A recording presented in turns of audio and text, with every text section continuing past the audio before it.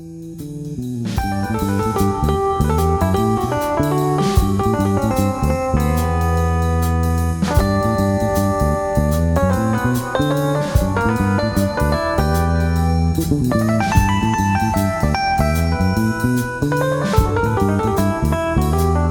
folks, how's it going?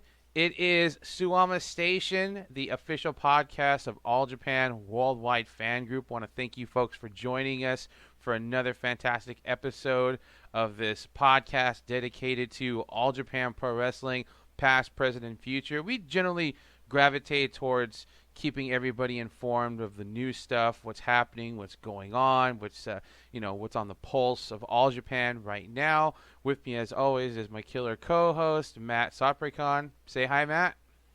Hello, everyone. How y'all doing?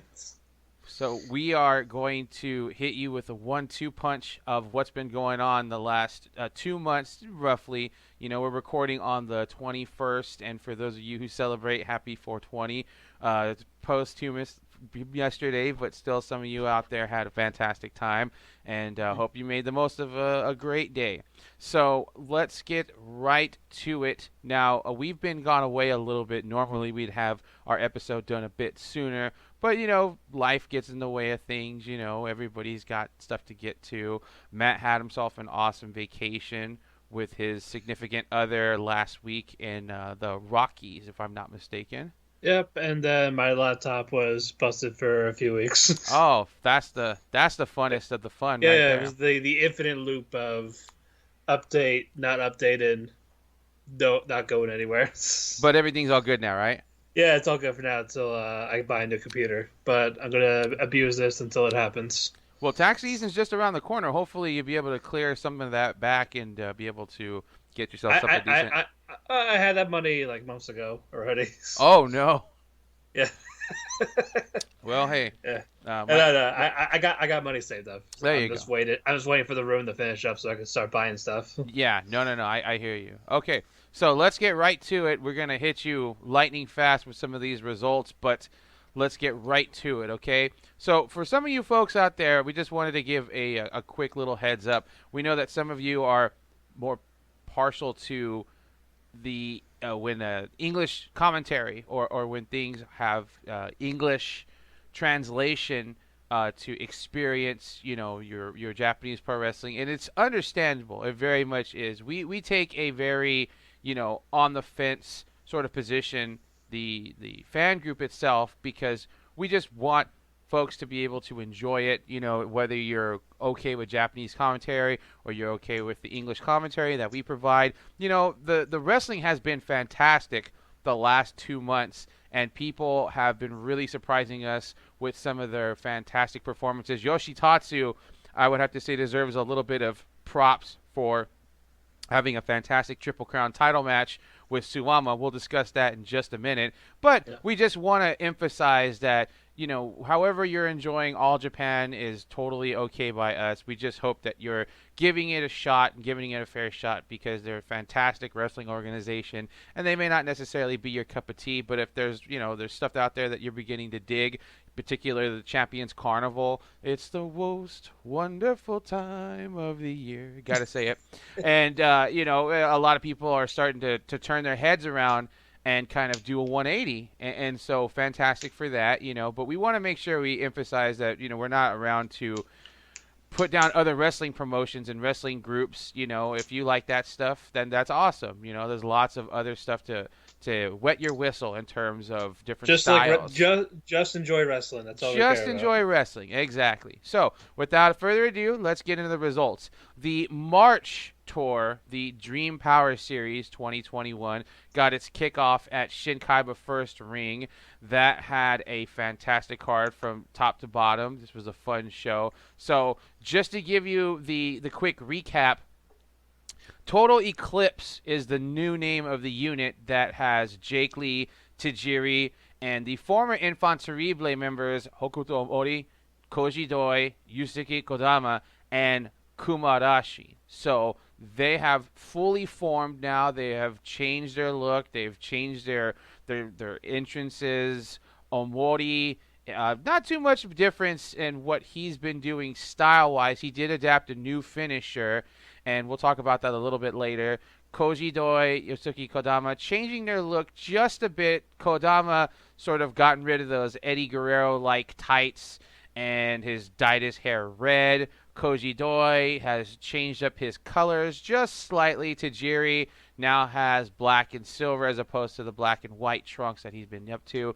And Jake Lee has definitely changed his look in terms of not using that gentleman-y kind of expressions anymore, and he's really just sort of starting to absorb that heel energy that all the Enfant Terrible guys are projecting. And on the other side of that, you have Ashino and Koji Iwamoto, who are beginning to sort of work alongside other wrestlers that have sort of a bone to pick in contention with the new unit of Total Eclipse, chiefly being Suwama and Evolution.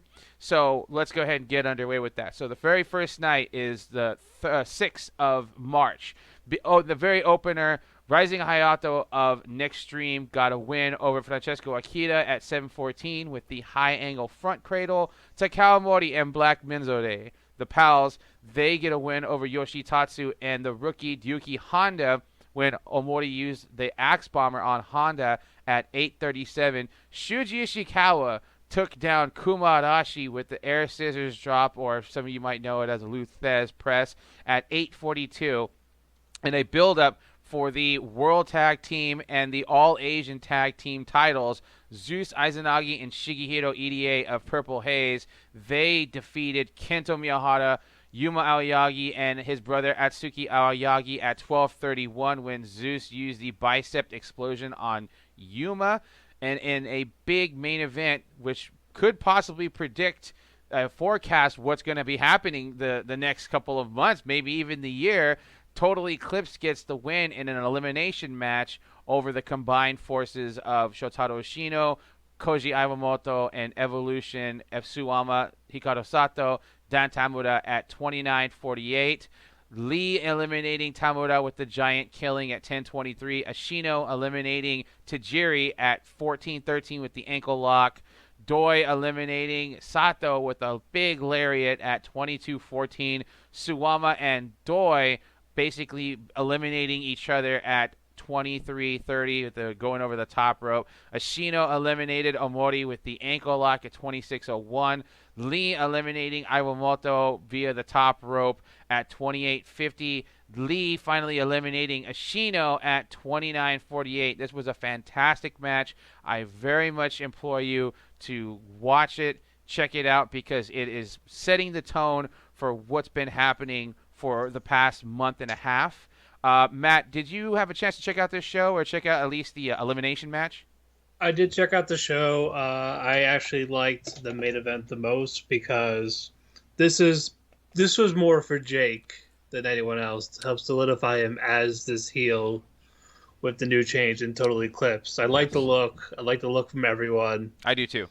And Jake and the win over Shino, that made the most sense. Jake winning made the most sense. And again, he needed this. This was all about him leading to the carnival. So this was the booking done right for this. The rest of the show was good. I liked the little skirmish with the tag titles with the 6-man. And Zeus is, well, Zeus. He's Zeus. I mean, yes, I love Zeus. He's always fun to watch. Washoy, washoy, washoy. Okay, so next show we have Yokohama Extra. This was at Yokohama Hodogaya Hall on the 8th of March. And it's all of these, the very first three matches are Hodogaya Public Hall opening Memorial Series singles matches. I'm sorry, the first two. And then there was a special 6-man tag, and then to close it out, they had themselves another Memorial 6-man tag. So let's go over that real fast. Shuji Ishikawa getting the win over Black Menzore with the Fire Thunder at 7:12. Yuma Aoyagi getting the win over Takao Mori with the backslide at 7:13. And the special Memorial 6-man tag match saw Total Eclipse's Jake Lee, Tajiri, and Hokuto Omori get the win over Shotaro Ashino, Koji Iwamoto and Hikaru Sato, when Lee used a giant killing on Sato at 14:01. And the All-Asian Tag Title defense earlier in the year, or I should say the last tour, Atsuki Aoyagi and Rising Hayato, they got a win over, I believe it was Yusuke Kodama and Hokuto Omori, and as well as the junior contingent of Evolution, Hikaru Sato and Dan Tamura, to earn the shot at the All-Asian Tag Titles, and they were not successful in lifting them off of the waist of Zeus and Izanagi. Izanagi, of course, being the trickster and very crafty in here, and Zeus just using his power, strength, and speed to make sure that Next Stream was not leaving with the belts that night. It is the fourth defense for that team. Definitely has to be argued. They are the most dominant tag team in All Japan right now, albeit the fact that they are the All-Asian Tag Team Champions. They're still got to be the most winning tag teams in the last 6 months or so, maybe even longer than that. In the main event, the opening Memorial 6-man tag team match, Suwama, Kento, and Yoshitatsu combined forces to get the win over Dan Tamura, Ryuki Honda, Francesco Akita. Sort of a veteran versus up-and-comer 6-man tag. It was a very fun match. I definitely dug it. And saw Miyahara got the win over Honda with the shutdown German suplex at 20:51. This was a fun show. I definitely think that if you have a chance, the really standout matches have to be Yuma going up against Kawamori, because a lot of folks don't remember that Yuma was a junior heavyweight maybe as far as recent as like 2 years ago, realistically, because he was sort of treading that line. He had stopped being a junior heavyweight, but he wasn't necessarily not working with the junior heavyweights. And I would say the last year he has been working primarily with the heavyweights and sort of fully, I mean, if you notice him, he's actually put on some size on him too, and he's sort of like ditched that look that he had when he was a junior heavyweight and sort of treading that line. And so the win over Omori is sort of a reflection of Aoyagi moving up and becoming solidly a heavyweight and sort of becoming a big deal. And yes, he had won the World Tag Team titles earlier in the year, but as I mentioned, as far as recent as 2 years ago, he had been a junior heavyweight. He had sort of been middling as a heavyweight with no real accolades to himself, to his career in terms of heavyweights and having big wins. But Omori, still a respected veteran. He's still 1/3 of the 6-man tag team champions. And so this was a very fun match, very big win here. Of course, we have to mention Zeus and Izanagi again in dominant fashion, retaining the All-Asian tag belts. And it'll be very interesting to see what comes next challenge-wise for these two. If they get a shot at the World Tag Team titles, it's very, very hard to imagine that Zeus, even though he will challenge it later in this tour for the World Tag Team titles with EDA, if they do not succeed, if possibly the All-Asian tag belts go, it's title for title kind of thing. It's crazy times in All Japan. Matt, did you have a chance to check out any of this show? I saw the main event and the All-Asian tag title match. But the title match was good. I think this was their fifth successful title defense. Fourth. Fifth or fourth? Oh, it's fourth. Okay. It's okay. I only know that because I have the wonderful information right in front of me, courtesy of our friends at pudolove.com. Thank you, folks. I was gonna say I knew it was like 4 or 5. Yeah, I wasn't sure. Yeah, but definitely a good run so far. It's been quite a bit, especially after Yankee 2 Genju, I think, were the last champions. Yeah, I think you're right. Yeah, it was them, and then before them it was Jin. But, yes. Okay. All right, so I'm not crazy. No, you are not crazy, and you're not a little unwell either. All right. That was fun. Good title defense. Another one knocked down the books. Staying with the main event. That was a fun little 6-man exhibition to close out the show. I was happy with it. Yeah. So moving on to the next show on the 14th. This is at Kurikan Hall. The main event would see Kento and Yuma going up against Zeus and EDA of Purple Haze. But let's get through from bottom to the top. We start from the bottom. Now we're here. Izanagi and Udamaro representing Purple Haze. They get the win over Dan Tamuda and a returning Ryuji Hishikata, former world. Yeah, I was right the first time. Former world junior heavyweight champion, when Izanagi gets the win over Tamuda with his inside cradle at 7:51 in a three-way match. Alejandro makes an appearance here. Love that guy. He gets the win over Atsuki Aoyagi and Francesco Akita at 7:02 with the SOS Todo win over Alejandro gets the win over Akita on this one. Tajiri, Okuto Omori, Koji Doi, Kumarashi of Total Eclipse. They get the win over Shuji Ishikawa, Takao Mori, Black Minzode, and Yuki Honda when Doi uses his lariat, which is it's mean looking. Love Doi. He's fantastic. And I loved him ever since Wrestle 1. Gets the win over Honda on this one at 9:30. Jake Lee and Yusuke Kodama, junior and heavyweight contingent members of Total Eclipse, they get the win over Ashino and Koji Iwamoto at 11:26 when Lee uses his new vertical brainbuster suplex dealy bob on Iwamoto for the win here. I got to say it's a fantastic step up that Lee gets a new finisher to reflect his new attitude. Patty LaBelle, I think, maybe had inspired him in some way or fashion. Yoshitatsu teams up with Osamu Nishimura to build up towards Yoshitatsu's title match, his Triple Crown challenge coming up later on in the tour. They get the win over Suwama and Hikaru Sato when Yoshitatsu gets the pin on Sato with his backdrop suplex at 14:18. Now, if you haven't been keeping up on things, Yoshitatsu was doing a video, like a montage, a training montage that he got filmed of him and Osamu Nishimura training like they would train in the New Japan dojo. Very similar style with the gotch system and the whole 9 yards. It's kind of cool to see. It's a nice throwback to Yoshitatsu's days in the New Japan dojo. Osamu Nishimura as well, spending time in the New Japan dojos. Very, very, very cool stuff if you're not really caught up on their histories. And in the main event, Kento and Yuma get their second defense over Zeus and Shigehiro EDA. They make their second defense of their World Tag Team titles, I should say, not two defenses against Purple Haze's EDA and Zeus.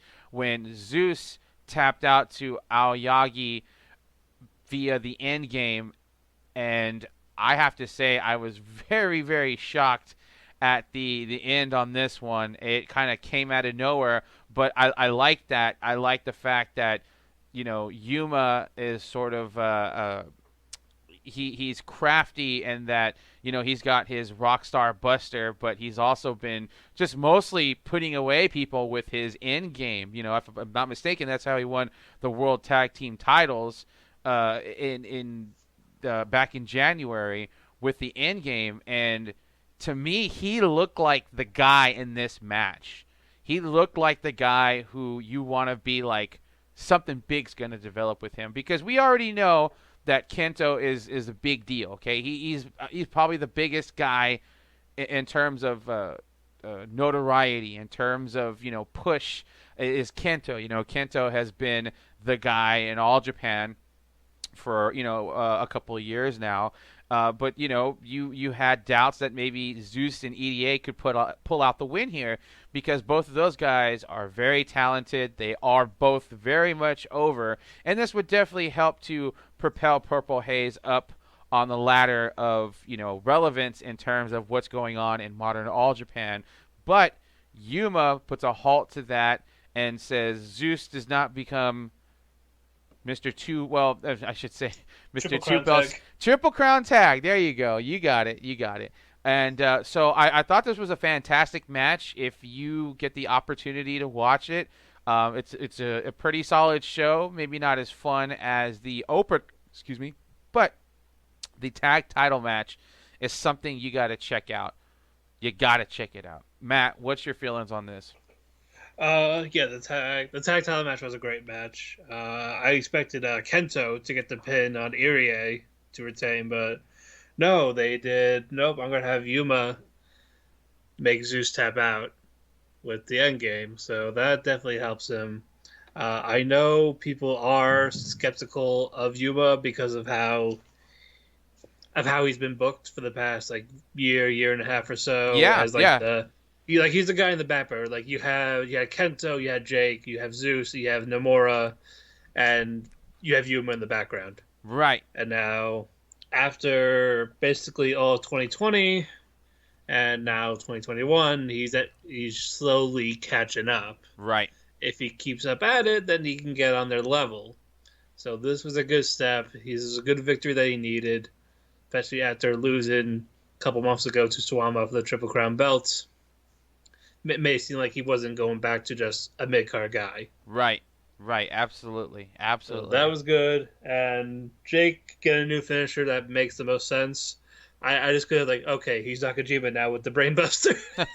Brainbuster, heel persona, being a dick. But it works. It works for him. I like the Brainbuster. It's a cool finisher, and I like it. I like how he calls it the D4C. Yeah. No, the rest was a good show. Yeah, I totally agree. I think that these are all steps to making Jake sort of like you're putting him in position to be the to coin a phrase, the must-see TV, if you will, or just the must-see attraction in all Japan right now. So moving right along, there had been a build-up of this next particular event. We call it an event because it's less of a wrestling match and more of a spectacle for modern All Japan. Now, Jun Kasai had come into All Japan, I believe it was like December. He started kind of showing up. Yeah, I think during the Prime event. Right, and he was coming to challenge Yoshitatsu and be a thorn in his side for the Gaora TV title, and he successfully managed to lift that from Yoshitatsu. Now, Kasai, if you know his MO, he is a deathmatch wrestling legend, and he wanted to raise the value of the Gaora TV title, and I think that when you have these kind of matches, it definitely doesn't make you think comedy at the very least. And so, right. my hat goes off to Kasai for wanting to go that direction, kind of get things more serious. And so we basically had ourselves it was a death match in All Japan, right? It was an All Japan death match, which is something that is unheard of. But Shuji Ishikawa was the man who Kasai decided to pick his fight with after Black Menzode failed to take the Gaora TV title away from Kasai in a similarly themed match. Maybe not quite as violent, but this was a special event at Shinkaiba First Ring on the 18th, and it was just a one-match show, and these two just beat the hell out of each other, and it got violent, and it got bloody, and it got messy, and there's just glass up in that ass, and I gotta tell you, it was something that I think if you're an All Japan fan, it might be a little hard of a pill to swallow. I'm not gonna lie, right? If you're cool with freedoms, you're cool with BJW, you're cool with just maybe deathmatch wrestling, you're okay with how modern wrestling kind of sometimes will throw those curveballs at you in whatever promotion you're watching. Then okay, go for it, watch it. I think you'll dig it. I dug it, but for All Japan, for the sake of All Japan, it is a bit of a hard pill to swallow, just because you've got glass, you've got barbed wire, you've got razor blade boards, you've got chairs, you've got all kinds of crazy shit that normally you'd experience that maybe one at a time, if that. I mean, occasionally, you've seen chairs used over the years. And you've definitely, if you're a fan of classic All Japan, you've definitely seen, guys like Abby and Bruiser Brody get crazy with, different various, foreign objects. But this kind of took it to a whole different level. But at the end of the day, Shuji Ishikawa, he put away Jun Kasai at 28-41 with the giant slam to take the Gaora TV title belt away from Jun Kasai. Kasai at first was kind of pouting, but he wound up giving the belt over to Ishikawa. And I feel as though this is a good thing for two reasons. Mostly, one, you're putting it on a guy who is still relatively got some name value. He's still definitely a valued heavyweight in Japan. He's definitely a fantastic wrestler. There's no doubt about that. He maybe has lost a step or two, but I feel like he's also gotten faster. He's trimmer. He's looking in better shape. He's having less Starbucks. And I think that if you have somebody beat Ishikawa for the Gaora TV title, it's going to be a big deal. It's going to be a big deal, and I dig that because All Japan with a active secondary singles title that you could take seriously is nothing but a good thing, right? And the second thing is that Ishikawa, much like Kasai, will only raise the value of the title. I don't get the sense that he's going to have comedy matches, There's a possibility that he might have a match with, say, Black Menzo-de, but, half the time Black Menzo-de, he does bring it, he does have his sha, and he is definitely, a bit more geared towards comedy, but he's still going to give you a really solid effort. I say that because the Kasai Black Menzo-de match from the last tour was still fairly violent. I definitely saw a bit more of a mean streak out of Black Menzo-de than I normally would. Matt, have you had a chance to check this out yet? Yeah, this was tame for a death match, if you know what June is about, but it was still good. It's not something like it's memorable, so like it's not a classic, but for just a standard death match, there's really nothing wrong with this. And you gotta figure, All Japan is not known for death matches. Right. Yeah, I think that'll definitely turn a lot of people off. Like the things that the company remember, like 40 years later, that we're a death match. But June can also still wrestle. People don't seem to get that because they think, if you do death matches, you can't wrestle. No, that's the stage. But yeah, June can work. He can definitely work. That's why I was kind of on the fence. Like I kind of wanted him to keep the belt a little longer. But I feel like if he did beat Shuji, he would probably be in the Carnival, and there'd probably be more hardcore type matches with him with the belts. Right. So I don't think they want it for that sake. If he just had like regular matches like after, he probably would have had it for like till the next tour at the very least. Yeah. But Shuji win is a good call. I like Shuji. I think his days as Triple Crown champion is over, but he can still elevate the Gaora TV title to make it a solid mid-card belt. Yes. And if he can, if that does happen, I can see people like Ashino winning it, Yuma if he doesn't get the Triple Crown, and just future guys to get it as like a test to be on that if they're ready for that next step. Right, they're ready to start getting towards the Triple Crown. Maybe not winning it, but getting into that neighborhood. Like hey, let's see if we trust him with this belt and see how he does. If he does well, maybe he can make him a contender. If not, then next guy. Right. I totally hear what you're saying about that. So moving on to one of our first pieces of news coming out of March. Matt, you want to take that? Yes, the junior heavyweight champion, CIMA, says him and Strong Hearts have joined GLEAT. And because of this, there's doubts to his availability going forward into All Japan. So with that, because remember, as he won the belt, he said he was going to bring Strong Hearts to the promotion. And I feel like that was very needed. And now the fact that they have signed with GLEAT, now that's us in jeopardy. Like, we know if he's just going to drop the belt to next defense, or the situation between All Japan and GLEAT is very like in the middle. We don't know what's going to happen, especially if they sign contracts. But we'll just have to find out.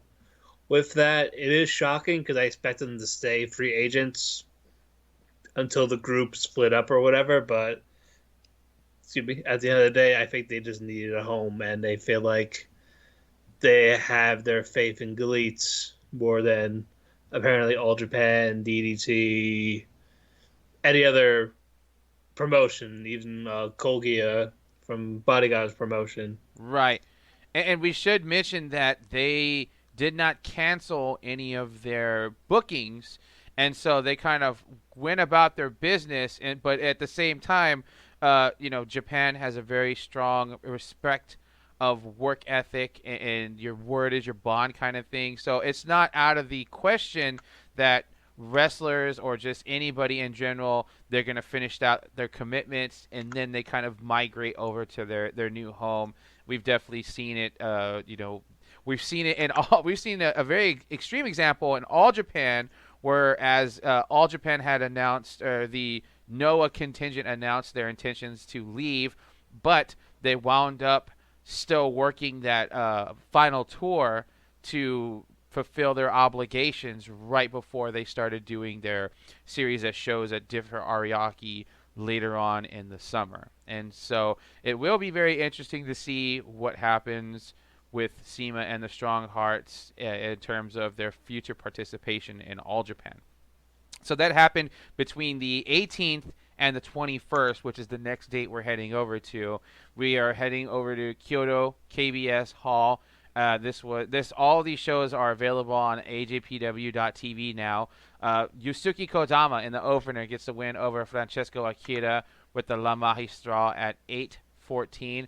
Shotaro Ashino, Hikaru Sato, Dan Tamura, they combined forces to get the win over Shuji Ishikawa, Takao Mori, and Black Menzore at 11:06 when Sato used a capture-style cross arm breaker on Black Menzore. Zeus and Kazuyaki Mihara get the win over Koji Iwamoto and Ryuki Honda when Zeus used his face lock. I'm not even sure if I'd call it a face lock. It's just he's just grinding the hell out of somebody's face with his forearms. But I guess if we're gonna call that a face lock, we'll call it a face lock. I'm still in dispute about that. I don't know. Jake, Tajiri, Okutomori, and Kumarashi of Total Eclipse, they get the win over Kento, Yuma, and Atsuki. And Rising Hayato, it is Next Stream versus Total Eclipse, and Total Eclipse gets the upper hand when Lee uses the D4C, that vertical brainbuster we were talking about, at 60:52 on Hayato for the win. In the World Junior Heavyweight title, CIMA, now representing GLEAT, gets the win over Izanagi at 11:42 with the Spartan cut. And in the main event, Suwama gets the win and retains over Yoshitatsu with his 7 defense to, arguably this is probably one of the most dominant, if not the most dominant, we've seen Suwama as Triple Crown heavyweight champion.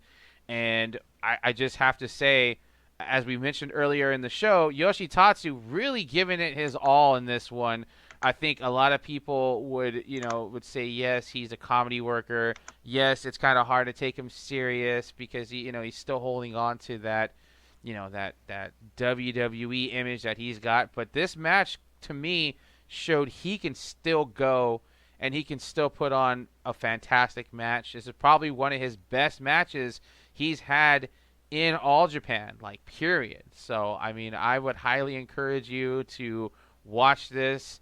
And, maybe not be so skeptical of Yoshitatsu on this one. Normally I would say to be, but it seemed like he would really taking this one seriously.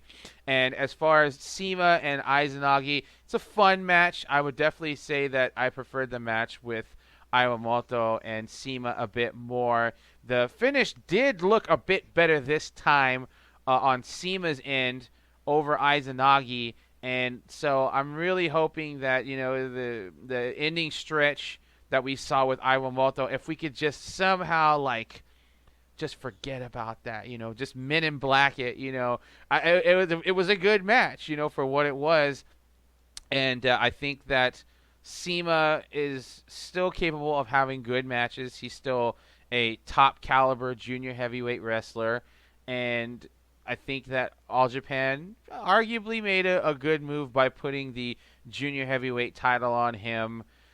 It's kind of hard to dispute at the expense of making Iwamoto kind of drop down in terms of the level of relativity in the modern day junior heavyweight wrestling scene in Japan. But as we've talked about before, myself and Matt, it's sort of a formula that we've kind of seen.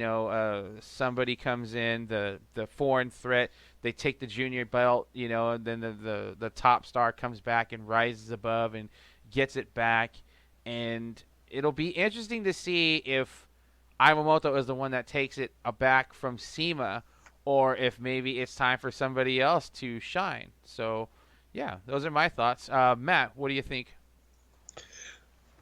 CIMA and Izanagi was okay. I did like the Iwamoto match better. But again, like you said, with the Spartan cut, this looked better. Yeah. This time around, so that was a plus. I kind of figured that he would retain despite side of a GLEAT, because I like Izanagi, but I don't think he's the junior heavyweight champion material to beat a top guy. Yeah. Like, he's someone that would probably beat it in like a heelish matter, but with a heel of another heel, no. Yeah. No. I'm with you there. So I think CIMA might hold it till either they do the junior league again, or maybe next defense. I'm not sure. Depends on what the contract is like. Suwama Yoshi, this should have happened last year. Yeah, it really should have. Like, he was long overdue. The fact that he's making Suwama his bitch, but he finally got it, and this was a really good match. Much better. It's one of his best matches in a while, especially after his reign with the Gorilla TV title, which I'm not gonna say again. But no, Yoshi can go. If they actually kept being serious, he probably could have been that upper mid guy at least.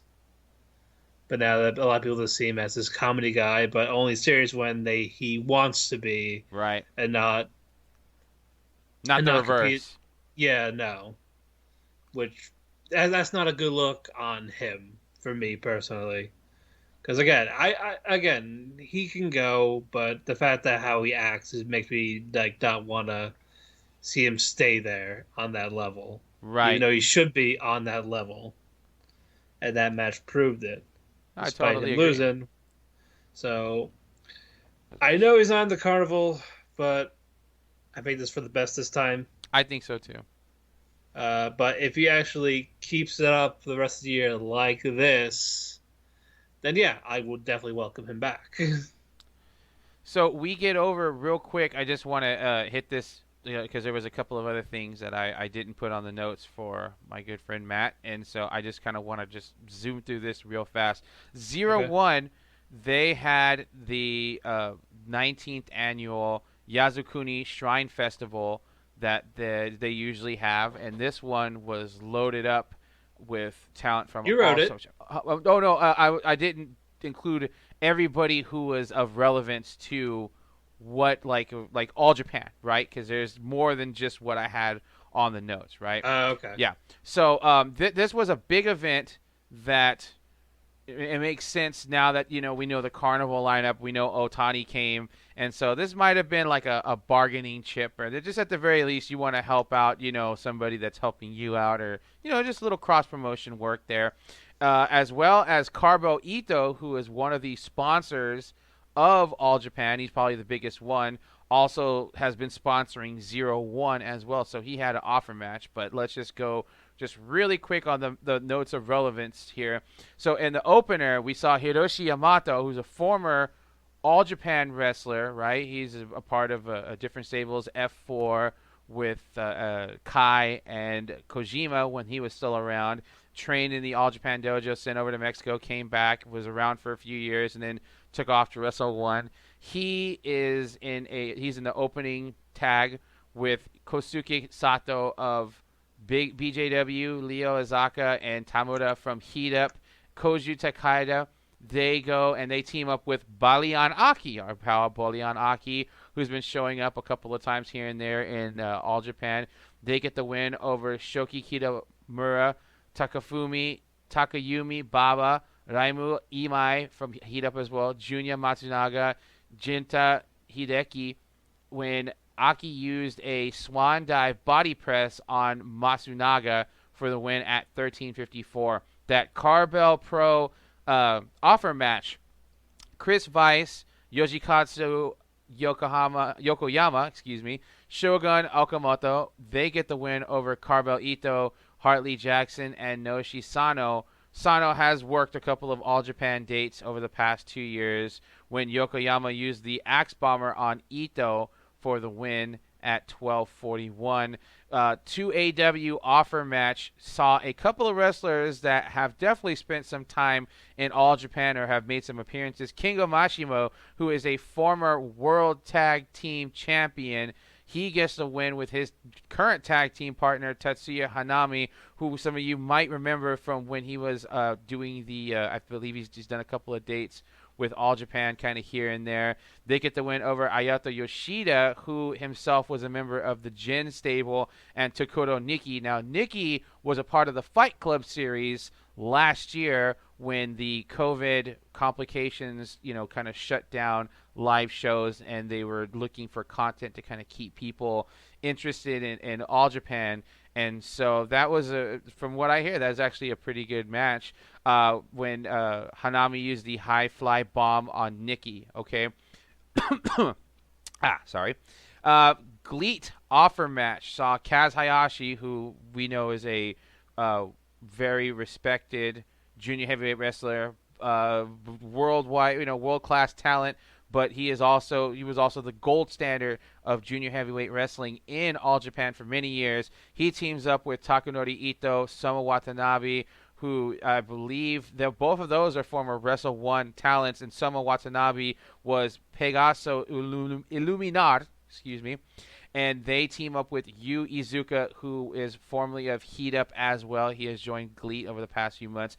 They get the win over CIMA, T-Hawk, Lindemann, and Issei Onitsuka when Iizuka used a cross arm breaker on Onitsuka at 14:41.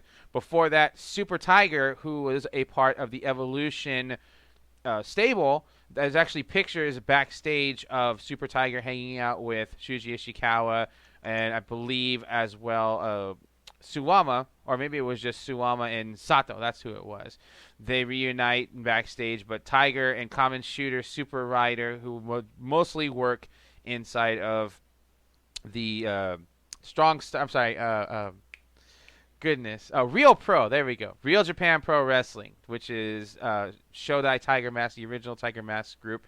Hayato, they get the win over Hayato Mashita and Fuminori Abe, who was no stranger to All Japan, when Tiger used the Savat kick on Mashita for the win. And the All Japan offer match saw Suwama and Dan Tamura get the win over Shuji Ishikawa and Yuki Honda. This is the first time Ishikawa and Suwama, they're sharing the ring together since having to split apart the Runaway Giants tag team when they lost the World Tag Belts earlier in January. Suwama gets the win over Honda at 16:40.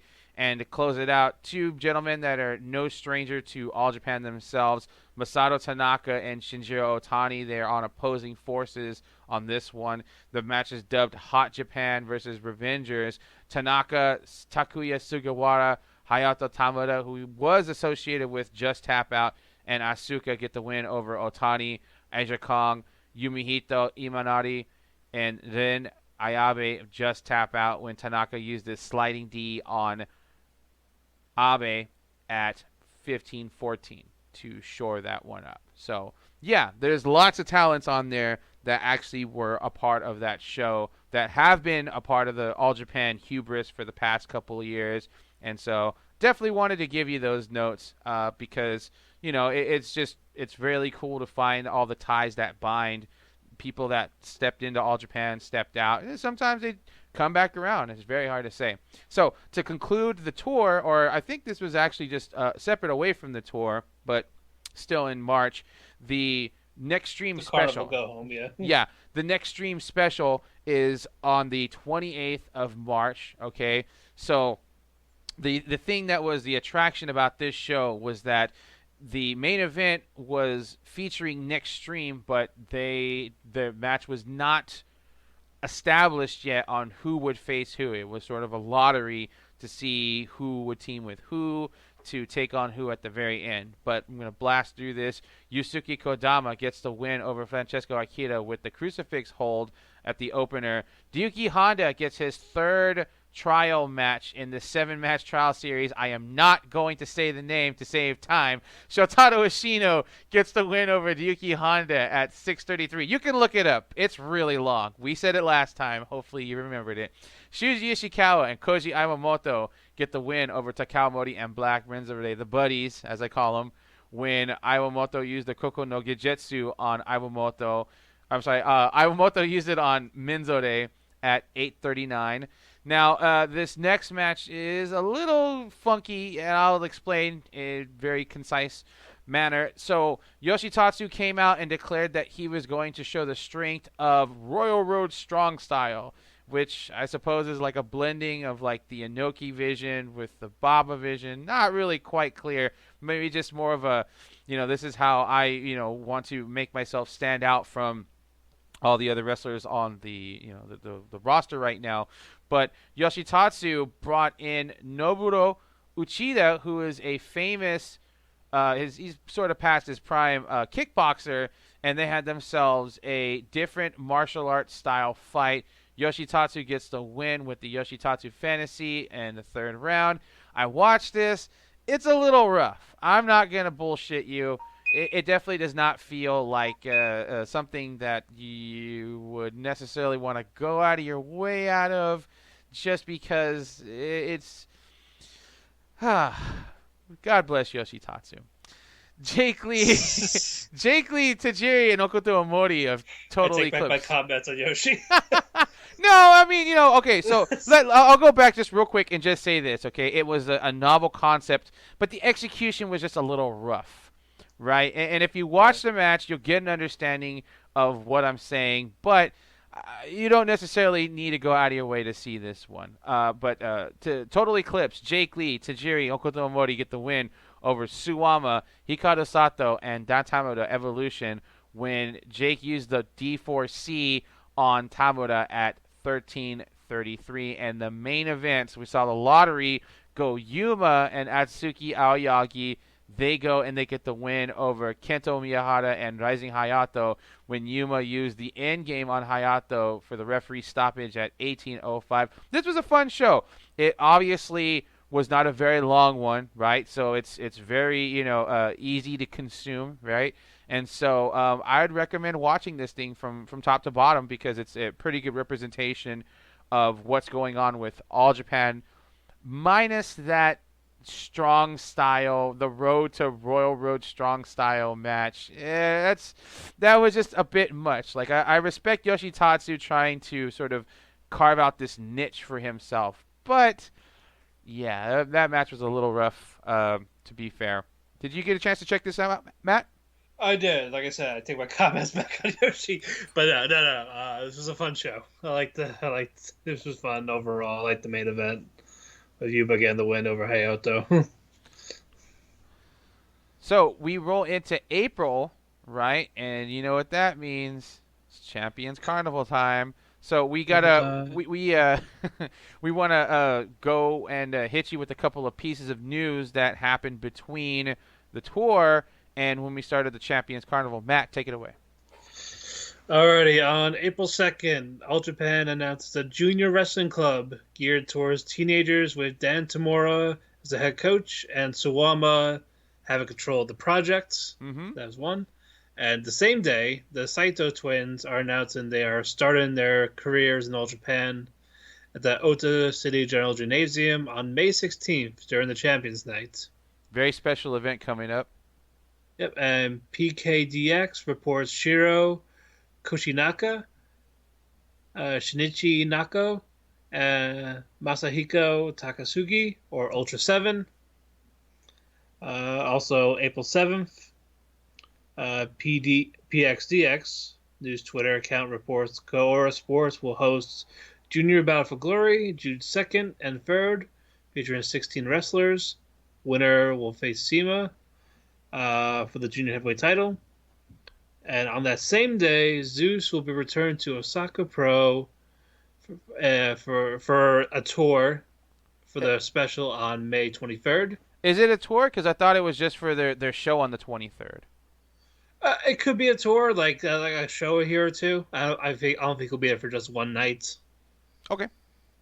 Yeah, because he wrote in some time on there. Yeah, he's been gone away for a while. I was thinking more it was just going to be like a spot show, like they just needed a big name for a spot show, and so he's the big name. Well, that was where he started, so yes. I think he would throw him a bone. Yes, I agree. Yeah, and then we have Hard Hit brand led by Hikaru Sato going up against Lidette's incarnation of UWF on June 9th at the Shinjuku Face. I don't know if they have an opponent announced for that or a card, but that should be exciting. Mm-hmm. And finally, April 8th, All Japan Fight uploaded the Prime Night show in December with English commentary. This is the first time they have attempted this, and Francesco Akira was a part of the commentary. That was definitely big. That was definitely surprising. Yeah, it's very big. And it makes sense. They want to test that with the Prime show that happened like 4 months ago. Right. But yeah, very good. That is a big step. Hope they continue going forward, especially with the bigger shows at the very least. That way we can have more English fans come in. Hopefully that'll help them with the sales of the thing. With the Battle of Glory, I'm not sure they have 16 juniors by themselves. No, but this is where GLEAT might step in, if you think about it. Because first off, Gaura is hosting it, not All Japan. So if Gaura is willing to throw a little coin, they might be the ones that are willing to go and get the talent, like the guys from Lidette, Strong Hearts. There's a lot of free agents out there. There's a lot of guys in the indies that are like looking to make some waves, and potentially this could be a big junior heavyweight spectacle as far as All Japan is concerned, right? And so I'm actually curious to see who they announce for being on the show when the time comes. Yeah, I think we'll get some of the rookies. I think we'll probably get Asuki in there. We'll probably get Koji, obviously. We'll probably get some GLEATs, and maybe Dragon Gate, and definitely free agents. Right. Hopefully Alejandro. But yeah, hopefully they'll sign people after the tournament is over, the free agents. Yeah, that would be really good. Oh, and just to clarify, PKDX reported that Koshinaka, Nakano, and Takasugi are going to be at the event at May 16th at Oda City General Gymnasium for the Champions Night. Okay. In a jumbo. This is how you separated it. Yeah. Like it was a separate thing. No. It was a something that's together. They're going to be a part of a Jumbo Suruta remembrance event on that night. Okay. Very good. Yeah, it's going to be a pretty fantastic thing. Koshinaka, of course, was believe he was a contemporary of Misawa, training alongside him in the dojo. Nakano kind of came a little bit later, a few more years, and took off to work in, I believe, SWS and Pro Wrestling Crusaders, and just kind of, took off from All Japan altogether.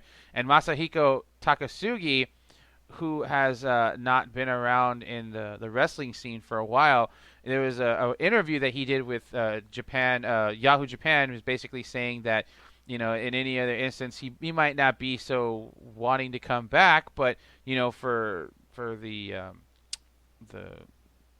the memory of Jumbo, he was very intrigued to come back and to see what's going on with the modern day All Japan. And so I'm very curious to see what their participation is going to look like, because it could be wrestling, they may not be, but still it's nice to have a nice drawback into modern day All Japan, like a link from the old days to what's going on now. So we are right up at the Champions Carnival on the 9th at Osaka Edion Arena 2, and I I was really excited for the carnival to start. On our Twitter account, I dropped my picks for the carnival the first night, and I even wrote, you can go and check on the Twitter, I said I was going to do a little jig if I went 5 for 5, and I went 5 for 5. So let's go and go through that card real quick. Iwamoto, Hikaru Sato, Dan Tamura, they team up to go up against Atsuki Aoyagi, Rising Hayato, and Yazutaka Osera, and Sato gets the win over Hayato with the capture style cross arm breaker at 8:01. Tajiri, Hokuto Omori, Yusuke Kodama, the junior heavyweight contingent of Total Eclipse, they get the win over Takao Omori, Black Minzode, and Francesco Akita, when Omori pinned Black Minzode at 6:47. Izanagi and, surprisingly, the Bodyguard. But, of course, Osaka is sort of, his backyard, so it does kind of make sense. Izanagi and the Bodyguard, they team up to get the win over Yoshitatsu and Ryuki Honda, when Izanagi cradles Honda for the win at 9:44.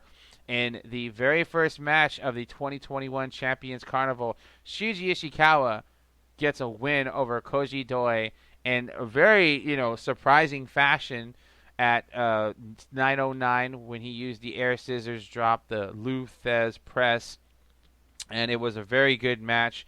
I dug it a lot, and it sort of, I kind of felt like Ishikawa wasn't necessarily dominant over Doi in the match. They're sort of neck and neck, but Ishikawa, he's crafty, he's smarter, he's wiser, and he's admittedly a bit bigger than Doi, and he used that to all of his advantage to get the win over the guy who I think is going to be the MVP of the tournament.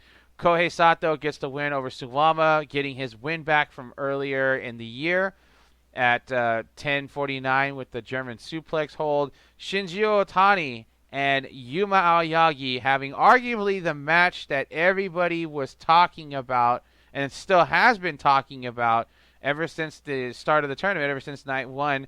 Otani gets the win over Yuma with the Kesagiri chop at 9:51.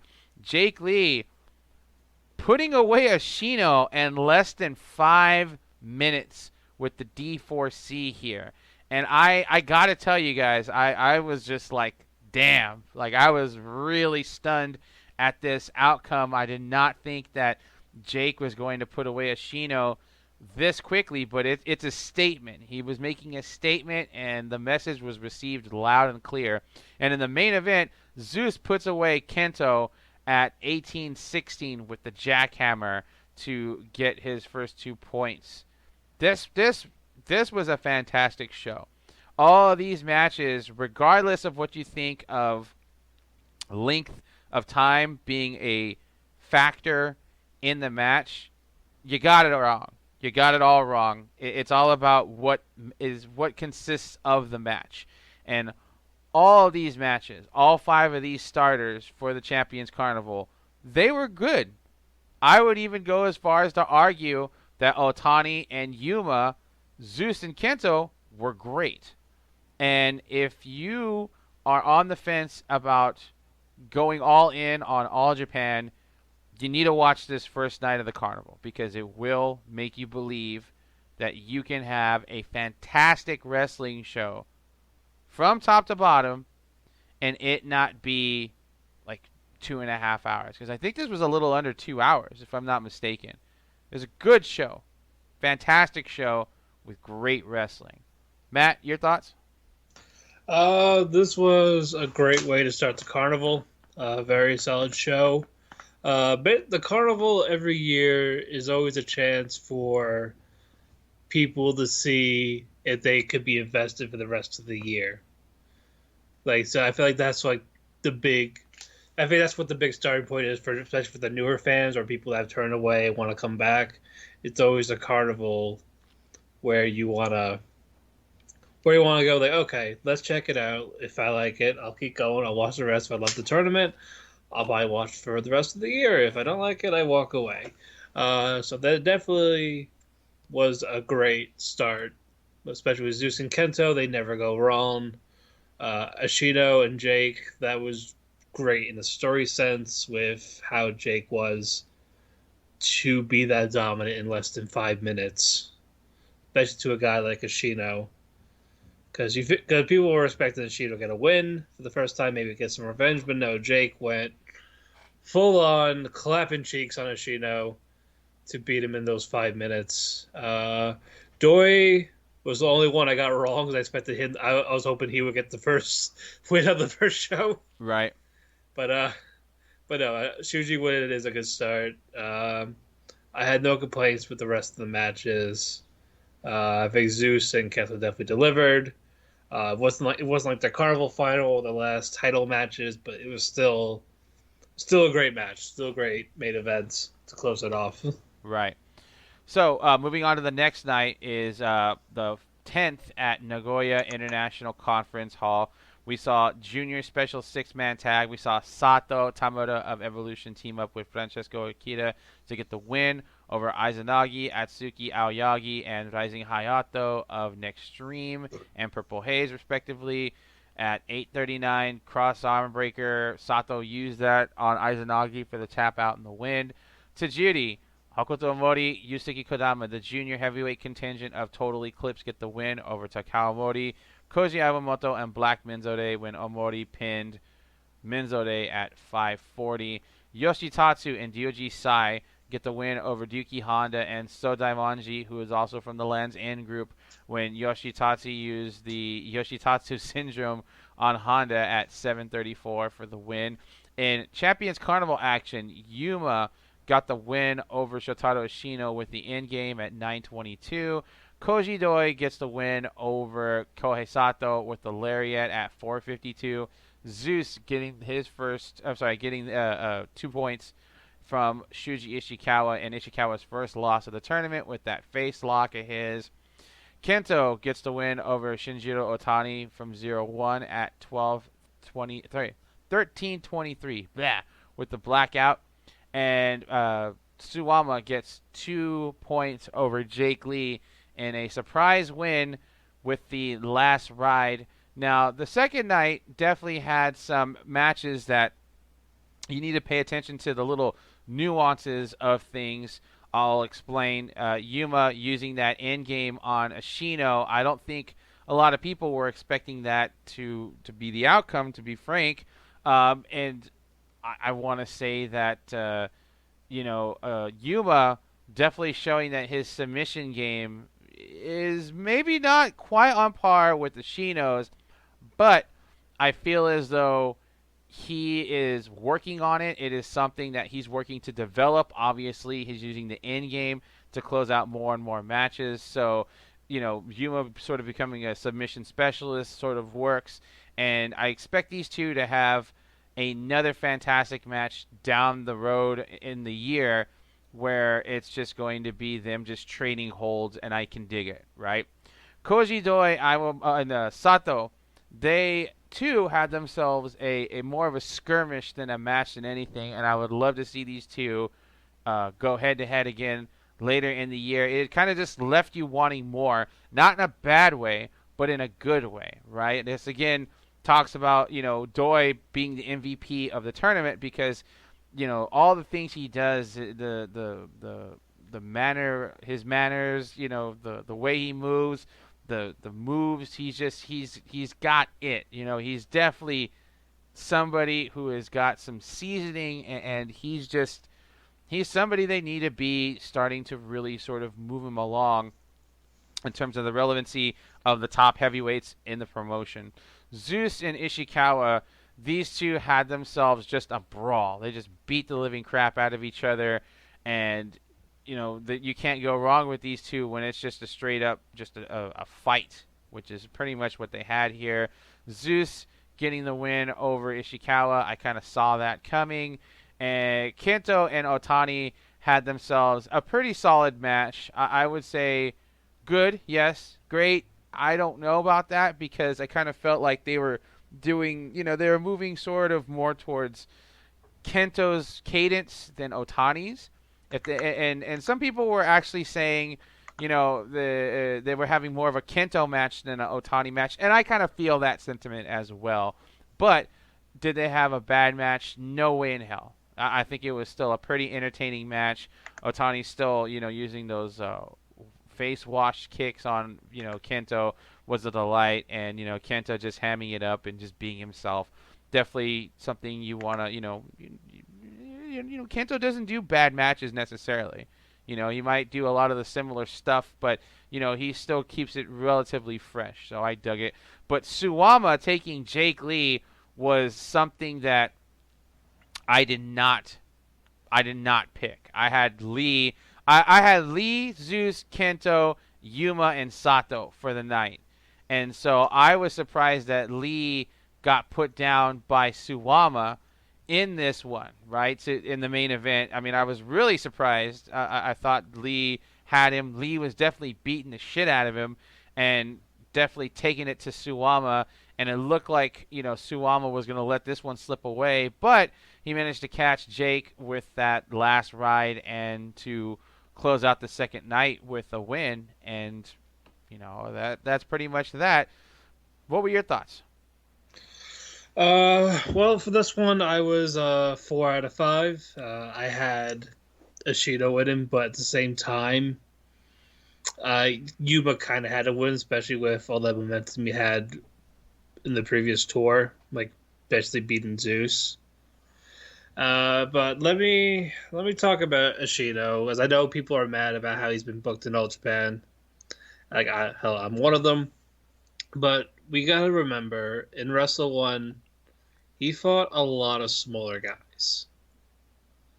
Not a lot, I'm not saying like big names, like people smaller than him, people they didn't know of, except for like Jiro, Nakajima, Manabu, people like that.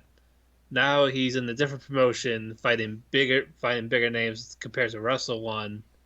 And he's basically starting over. He started from scratch. He's trying to build himself up. And it's going to be a struggle. And I prefer this over winning every single time.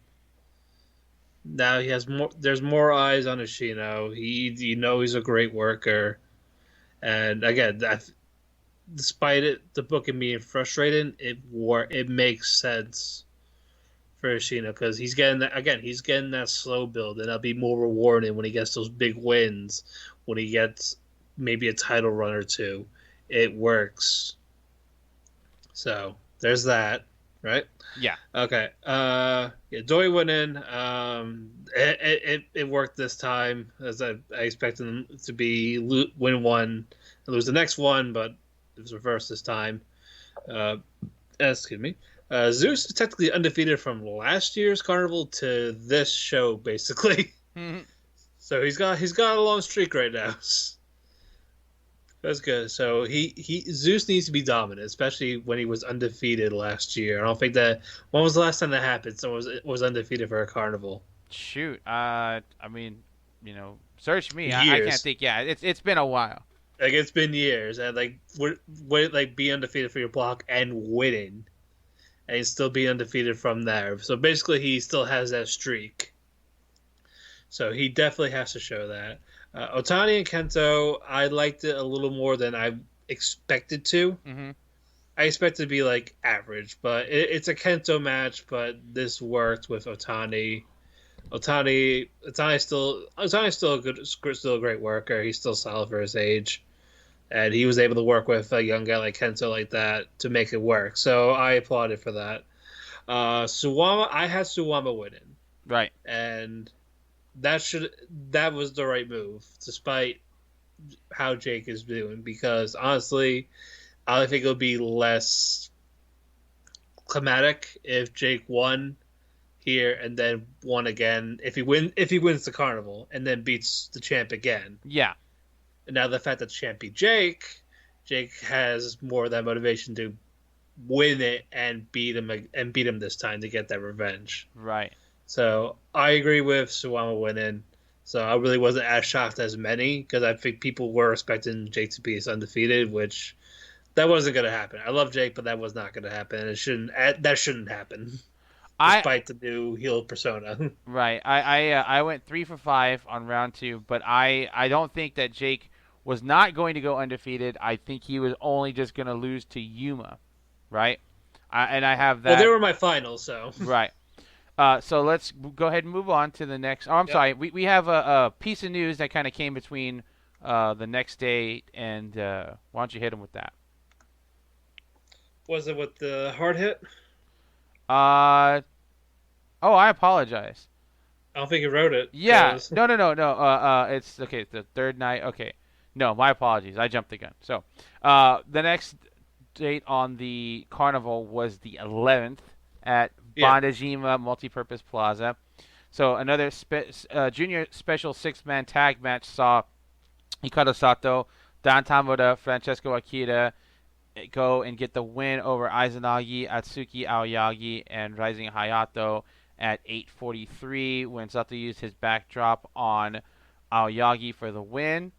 Ryuki Honda experienced his 4th trial match in his 7-match trial series when he took on Koji Iwamoto. Honda would lose to Iwamoto with the chicken wing arm lock at 7:55. In 6-man tag action, Tajiri Hokuto Omori and Yusuke Kodama, they get the win over Yoshitatsu, Takao Mori, and Black Menzore when Hokuto pinned Menzore at 7:50.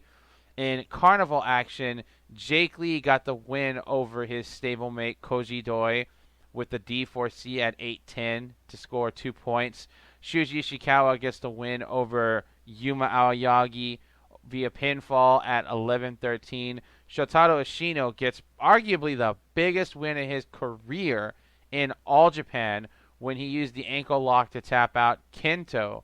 And in the main event, Zeus gets the win over Suwama at 19:52 with the jackhammer, getting his win back from the last title challenge Zeus had against Suwama. And if I take a look, I believe I went 2 for 4 on that one. So I only bat 500 on that one. I had Wama, Kento, Lee, Ishikawa, and yeah, it's okay to be wrong sometimes. In this case, I was wrong half the time, but that's okay. Yeah, I was 2 for 2 also. So what did you think of the night? What did you think of the matches of the night? I was expecting Kento to win, but I was so glad I was wrong for this one. Like, this is what I said about getting that slow build. When he gets a big win, it's gonna be rewarded, and we just saw that right here. This is probably one of the biggest wins in his career, outside of like his match with Jiro Kirishiro in Wrestle 1 in 2017 or something like that. Mm-hmm. This was a big win. He made Kento tap, and it was actually convincing, unlike when Yoshi made Kento tap last year. Right. But solid match. Was it like fantastic? Unfortunately, no. But they're gonna have more matches. For a carnival match, though, like a pre-main, this was fine. That's how it needed to go. And the right guy won. I'm glad Zeus beats Suwama this time to get that revenge. Great match, and he beat him with the jackhammer. I really wish he beat him for that title last year, but I get it. Yeah. Darn it, it's the wrong day. Yuma losing again. I kind of figured because Shuji needs some wins, especially to be a spoiler. So I think that'll be played down the road. It's one for Yuma. Jake being his teammate, that makes sense. That should have happened. So again, I was 2 for 2, but solid show. I liked day 1 and 2 better, but this was still solid for what it was. It was just average wrestling. It's good. Like, there's nothing over the top about any of these, so it works. Like, you want solid wrestling, nothing like 50 minutes or something like that. All dies. You got wrestling, and it delivered on that. It delivered in that aspect. I kind of see I know maybe I'm in the minority here, but I kind of actually like this night better than 2 personally. But it's all subjective. We Well, all it was also because of I liked Suwama and Jake the best. Like that was probably my favorite so far. right. Right. No, for sure. I think that the carnival to that point has just definitely just been on. You know what I'm saying? And so it's Right. kind of hard to be like, oh, I have a favorite because you're just like anticipating so much more, kind of Oh yeah. coming up the path. But now we do have that piece of news. Yeah. Now we have those 2 sets of news. Let's get to it. First, April 13th, Francesco Akira announced that he will be wrestling on GLEAT in a show where he will team up with Takanori Ito to take on Shigehiro Irie and Issei Onitsuka. Mm-hmm. He also announced his former All Japan rookie and member of Sweeper, Keiichi Sato, will take on Tita and Kaz. Will take on Tita, Mm-hmm. and then Kaz Hayashi teams up with 2 other World Heavyweight Champion holders, CIMA and Minoru Tanaka, to take on T-Hawk, Lindemann, and Soma Watanabe, as well as Ayato Yoshida taking on Yu Izuka. Yeah, so lots of folks in the All Japan Hubris are going to be competing on that GLEAT show. Of course, Minato Tanaka only had 1 swing as the junior heavyweight champion, but that sort of came in a very unfortunate time when the whole Voodoo Murders Taro thing happened. Yeah, I love Minoru, so He's I'm great. okay with. He's great. Yeah, I wish he had one more tour at least to make up for that, but You never know. I'm okay. Yeah, hopefully, maybe in the tournament, we'll see. Yeah, you never know. You really never know. In modern wrestling, you just never say never. And there was also The next something else. day, Yeah. yes. The next day, CIMA will defend the junior heavyweight title on the April 25th show against Hikaru Sato. Yeah, so this could be a big chance for Sato. Yeah, and we'll figure out what happens. Like with CIMA's contract, we'll find out what's actually going to happen if he wins or loses. Yeah, I think that could be a very big barometer for what happens. Like if he wins, then he's probably going to be committed for a while. If he loses, that means he's gone. Yeah. Right, so we'll see. Either way, big match for Sato.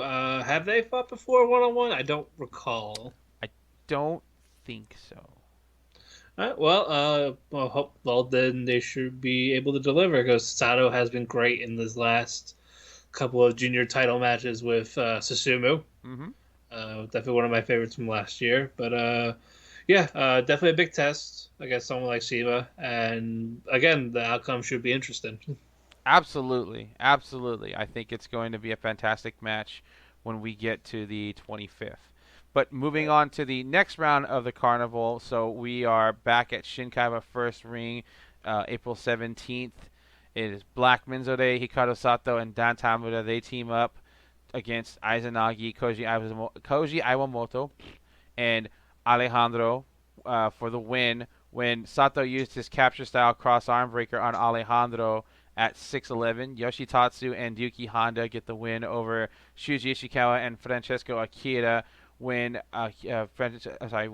Yoshitatsu uses the Yoshitatsu syndrome on Akira for the win at 5:54. Shuji Ishikawa and Francesco Akira have they've teamed a couple of times before, and Akira has mentioned to us in interviews that he's a really big fan of Ishikawa, loves teaming with them, loves that small guy, big guy dynamic that they share, and they look like they had a lot of fun teaming in there. So maybe we'll see them challenge for the All Asian Tag Belts at some point. That'd be pretty interesting if they do. Tajiri, Hokuto Mori, Kumarashi of Total Eclipse, they get the win over Next Stream's Kento Atsuki and Rising Hayato when Omori used the Muso Isan on Hayato for the win. Now, as I mentioned, this is Omori's new finisher, and if you're familiar with Wataru Inode, this looks a little bit like his Oration Flame finisher or the staggering blow that he used to use back in the day.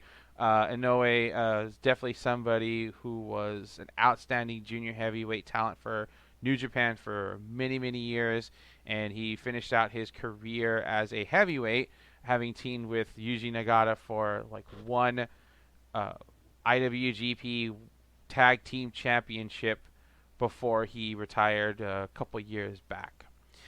In tournament action, Kohei Sato gets the win over Shotaro Ashino with the drill a hole pile driver, which is, it's still like, damn, he just like drops you right on your head. It's sometimes a little hard to watch, honestly. At 9:48, Suwama gets the win over Koji Doi with the Manriki Sleeper at 6:58. Jake gets the win over Shinji Otani at 10:07 with the D4C, and Yuma gets a huge win over Zeus with the flying crucifix hold to stun Zeus because they were kind of going back and forth in this match. I think Zeus was looking to zero in on Yuma, and Yuma just caught him up and got the win. It's 2 times in a row that they have met in confrontations, and Yuma has seemingly bested Zeus. And I gotta say, I was a bit stunned. I was just like, wow, right? I mean, really just wowed. And I don't really know much what else to say. That I believe I went 3 for 4 that night. Yeah, if I'm not mistaken, I went 3 for 4 that night. My picks were Suwama, Yuma, Lee, Ashino. And so I was just like, yes, getting back towards over 500. So yeah, that was mine also, the 3 for 4. Yeah, I was like, he had a big win. I was like, he lost the next night. Yeah, but it makes sense. You kind of got to raise him up a bit. You can't just have him, eking out, 0 points throughout this whole thing. Yeah, but and people who have bad records and start do make a comeback. So yeah, I definitely enjoyed this night better than 3 or 2. Definitely not sure if I liked it more than the first night, but this was a good night, a great night for wrestling, a great night for the carnival, and some damn good wrestling on that night. What do you think? Yeah, with the carnival there, none of the 4 matches were bad. No, like they were just solid. Like there was nothing spectacular. There was nothing horrible. Like it was just solid. Like it was a good. Nothing below a 3. Nothing above a 4 either. But like they were all solid enough. Yeah. Okay. They do like Sato. He was stiff. Like let me tell you that right now. Mm-hmm. But I do like Sato. I think, and clearly All Japan sees something in him too to keep him have him look dominated. But yeah, Ashino got close, but no cigar. Poor Doi still only has 1 win. But I did not expect him to beat the champ. No. So no, but he did put up a fight. I will say that. Jake winning was the right call with Otani. That was a decent match. I liked Jake's energy in that as the heel. I like how his style has changed ever since he turned to a heel. Like he's still not this polite guy. Like he actually went full 180. That's what I love about it. Yeah. Yuma winning, that was big and also not surprising because I feel like if Zeus won again, I think it would have been okay, he's probably almost a lock especially at the near halfway point. So he kind of had to lose here. Yeah. And Yuma getting it's big. He beat Shotaro and Zeus to get this point, to get the win so far, and they were both huge. So definitely he needs that momentum. He beat him twice. He beat him in the tag title match and now here. So he definitely has Zeus's number for that day. And I think that was my favorite match of the night. So good stuff. Agreed. 100% agreed. So we move on to the next night, which was the 18th at Chiba 2A Square, the April 18th. And in the opener, we saw Ezanagi get the win with a cradle over Ryuki Honda at 6:26.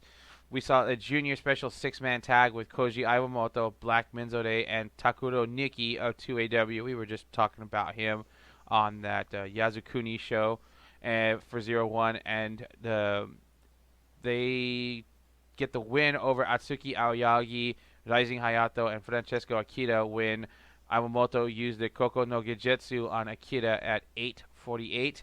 Tajiri, Okuto Omori, and Kumarashi of Total Eclipse, they get the win over Suwama, Hikaru Sato, and Dan Tamura Evolution when Arashi used the diving senton on Tamura at 9:36. And another one of these different martial arts fight, Road to Royal, Road Strong style events. Yoshitatsu got the win over Takatoshi Matsumoto at the third round at 143 referee stop. Now this one kind of flowed a bit better than the last time out, which, you know, I was really glad for. This one kind of flowed a bit better, but this guy's in a bit better shape than the other fighter from the last different martial arts fight. So yeah, okay, cool. You know, nothing ventured, nothing gained. All right, that's cool. And in tournament action, Kento gets 2 points over Koji Doi with the shutdown German suplex at 9:20. Shinjiro Otani getting the win over Shuji Ishikawa with the Cobra hold, which he has not used in a while for, you know, as a finisher, but, you know, I could dig it, you know, as reaching into his tool bag and finding just the right tool to put this thing away at 10:49. Kohei Sato gets a win over Seuss with the German suplex at 11:21. Yuma gets the win over Jake Lee at 17:23 with the end game to tie himself up with Jake. Sato getting the win over Zeus also tied himself up with Zeus, Jake, and Yuma. And I believe I'm looking at the predictions here. I picked a draw. Yuma getting the win, Ishikawa getting the win, and Kento getting the win. So I only went 500 on this one. So it's kind of a bummer, but, you know, I get it. You know, can't always be right. But I was 4 for 4 on this nice, one. Very nice. Yeah. But I was just surprised that I mean, you know, I thought, I really thought that Otani and Ishikawa, I'm sorry, that's not it. I thought, well, no, that's not true. I think Otani and Ishikawa actually had a much better match than I was anticipating, is where I was going with that. Because, you know, they're different styles. You know, they definitely are two different, you know, like, they're not birds of a feather in any sort of sense. But they provided a damn good match, and it was a lot more fun than I thought it was going to be. But for my money, I would say Yuma and Jake Lee had the match of the night. It was a banger. It was a banger. Yeah, I love the main event. Yeah. Especially that counter. The counter the D4C into the end game. Yeah. It flowed perfectly. I was like, yes. Yeah. Yuma winning was, again, the right call. Because, again, he needs those big wins. He beat Zeus. He beat Ashino. He beat Lee. And especially with me predicting Lee and Yuma as the final, this works. Now Jake could beat Yuma in the final if they reach that point. Because if you're gonna look at All Japan's future, you need those two in the final. Yeah. No questions asked. Yeah. And I kind of surprised it would have both matches end with the German suplex. Mm-hmm. But it worked. Zeus and Sato was just slapping potatoes with the stiffs, like the chops, the forearms, the kicks. It was hard hitting. I love it. I heard every single hit, and it was beautiful. Yeah, and Shinjiro and Shuji, it was okay. It was okay. It was basically just a stomping match for the first quarter of it, but it picked up, and Otani went in. I was surprised. I still called it, but I was still surprised at the same time. Because I thought those could be the only one I got wrong. Right.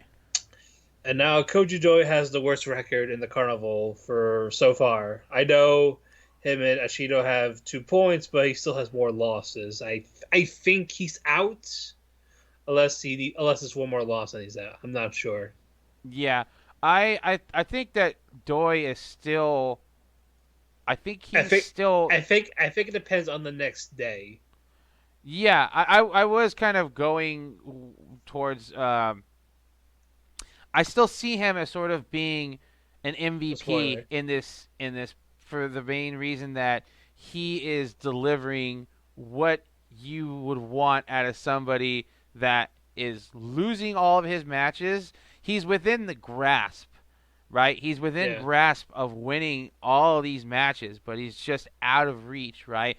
And he still is looking like a superstar in terms of he's losing, but he's not losing like they're not just like stomping him out. He is fighting with all of his being and looking very strong in these losses, right? And he's not just Right. getting beaten like 5 minutes, 3 minutes, 4 minutes, like all across. He's hanging in there. He's really hanging in there, and he's looking really good. I mean, Yuma is definitely stealing this thing away. I still would like to think that Doi is still my MVP of the tournament. Because he's looking like $1,000,000 in these losses. Agreed. Yeah. So let's get to that next bit of news. Yeah, laughing. Yeah, I think it's our last bit of news for the show. May 2nd, Hard Hit produced show will feature a tag match with Dan Tamura teaming with Tsuyoshi Okada Yes. against Francesco Akira and Daiju Wakamatsu.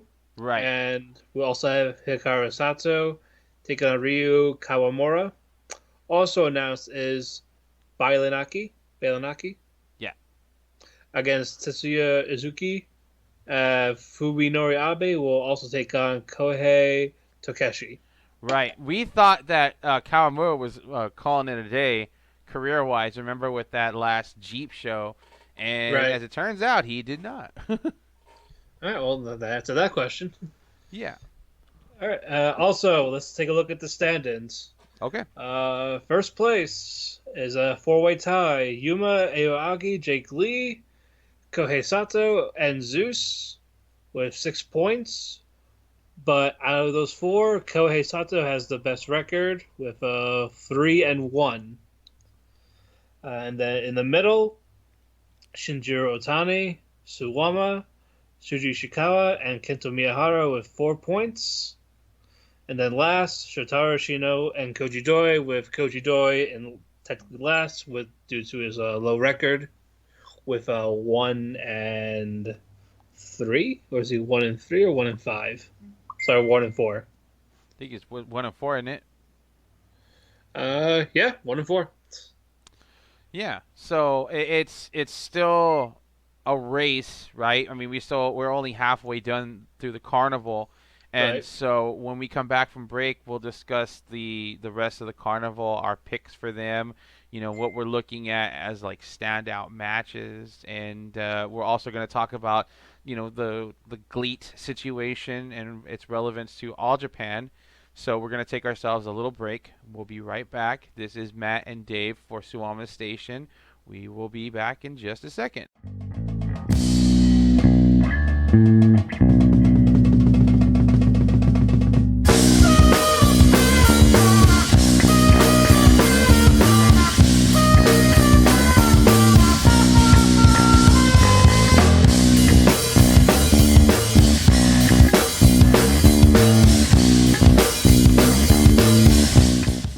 We are back to talk more about the Champions Carnival, the most wonderful time of the year. So we are at the halfway mark of the carnival, right? We still have 5 more rounds to go. Yes, we do. And it's let's go over those next 5 rounds that we are looking at. The first one coming up is on the 24th. That is Suwama versus Yuma, Kento versus Kohei Sato, Shuji Ishikawa versus Ashino, Koji Doi versus Otani. Okay, so what looks like what's going to be the standout match? Do you think for that night? I believe it'll probably be Kento and Sato. Okay. What are your predictions? Doi Uh-huh. over Otani. Uh-huh. Ashino over Ishikawa. Uh-huh. Kento over Sato. Uh-huh. And then I'm gonna go with Suwama over Yuma. Yeah, I got the exact same thing. Yeah, I feel it's either that or a draw, but I don't see Yuma winning. I think there'll be too much at this point. Yeah, I think so as well. And the champ needs to get some points at least. Agreed.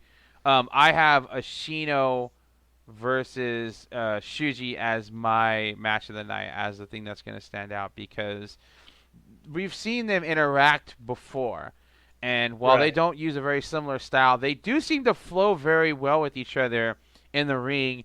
And I think Ishikawa is somebody that you can count on to bring out some of the better performances of the night against certain wrestlers. And I think him and Ashino are definitely going to light it up. That being said, I do think that Doi could really I'll just say he's going to charm the hell out of us on this match, because I think Doi and Otani are, again, two strange bedfellows that when you put them in a match together, they're going to come up with some really cool shit, and I'm very much looking forward to that confrontation as well. But if we're going to go by what's the match of the night, I'm going to say Ishikawa versus Ashino. So Corkin Hall on the 25th, the next night, we've got Suwama versus Jake Lee. I'm sorry, Suwama versus Kento. Zeus versus Jake Lee. Shuji Ishikawa versus Kohei Sato. Shotaro Ashino versus Shinji Otani. What you got, Matt? For a match of the night, I got Suwama and Kento. I do too. All right. For predictions, I got Ishida over Otani. Ishikawa over Sato. This is a hard one to call, if I'm being honest. I think I'm gonna have to go with Jake over Zeus. Okay. This time around to get that payback from last year, and then I have a draw for Suwama and Kento. Okay. What's going to be the? Did you say your match of the night? I'm sorry. Was Suwama and Kento? Right. My apologies. I kind of spaced out there. Right. Kento, and yeah, we both agree that's going to be the match of the night. Oh yeah. There's no questions. Yeah, that's going to be a battle of attrition, most definitely.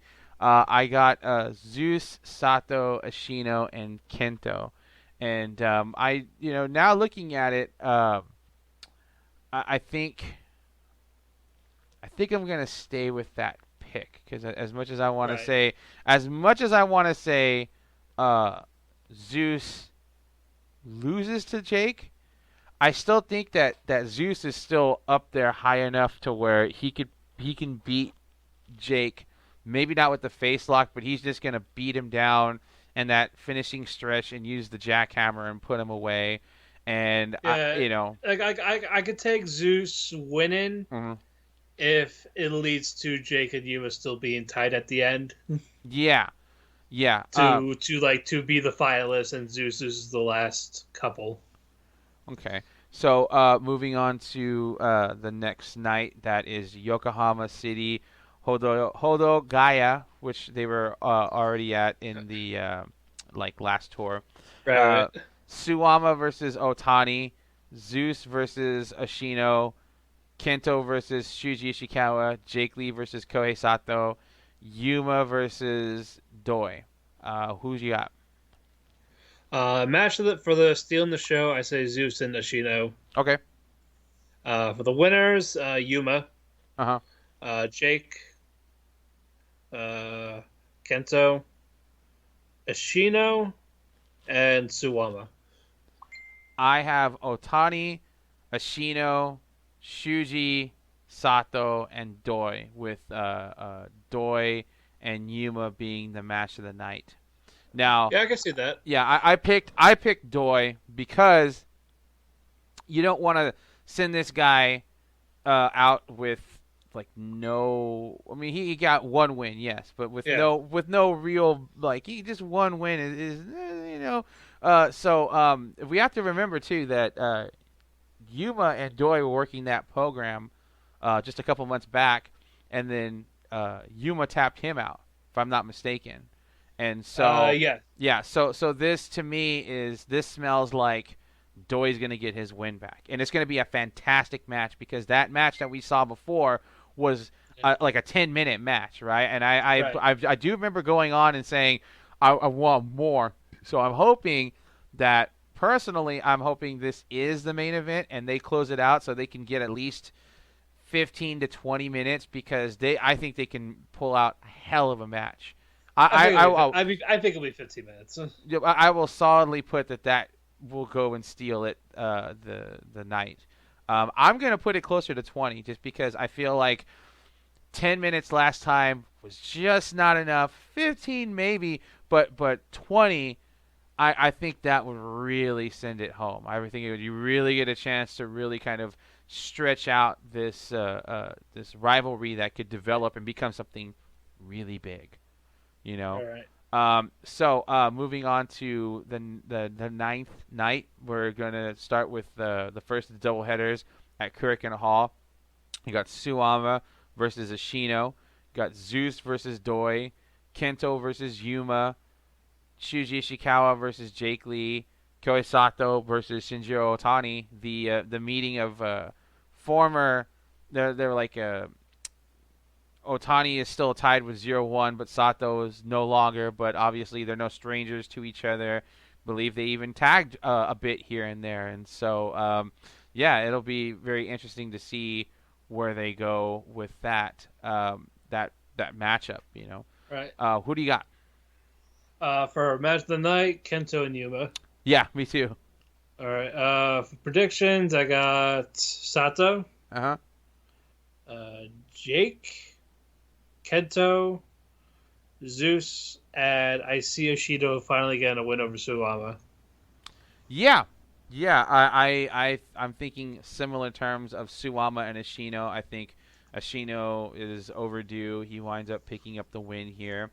I have Ashino, Zeus, Yuma in the match of the night, and Lee and Otani.